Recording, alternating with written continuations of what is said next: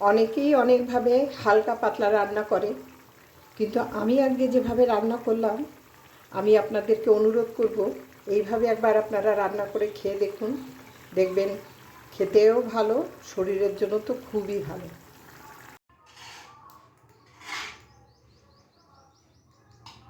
আমি কড়াইয়ে তেল বসিয়ে দিয়েছি, এবার আমি দিয়ে দেবো জিরে।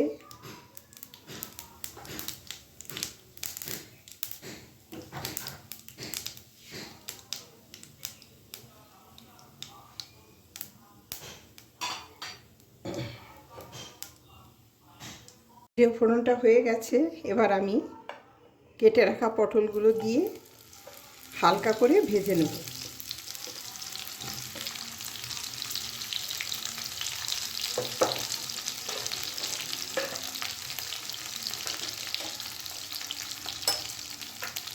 দিয়ে দেবো সামান্য নুন, সামান্য হলুদ।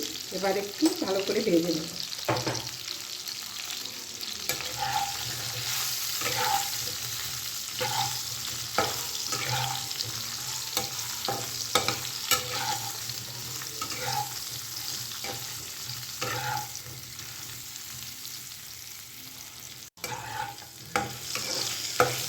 পটলটা আমার হালকা করে ভেজে নেওয়া হয়ে গেছে, এবার আমি দিয়ে দেব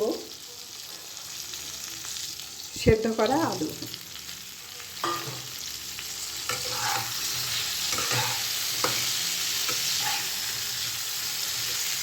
দিয়ে দেবো আর একটুখানি হলুদ।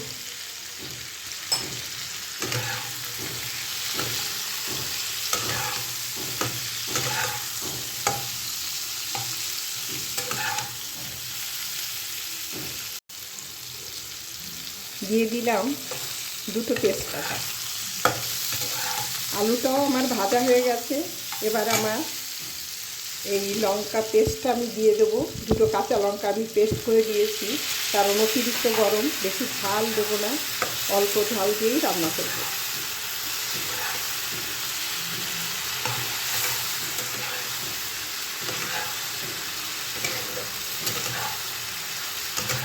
আলুগুলো সেদ্ধ করে দিয়েছি, ঝোলটা ঘন হয়ে যাবে, খেতেও ভালো লাগবে।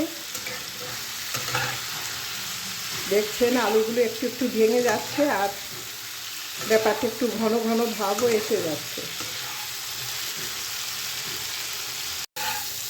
খুব বেশি তেল বা তেমন কোনো মশলা আমি আর দেবো না, কারণ এই যা প্রচণ্ড গরম, যতটা হালকা করে আমি রান্না করতে পারি ঠিক সেইভাবেই আপনাদেরকে আমি একটা রান্না শেয়ার করছি।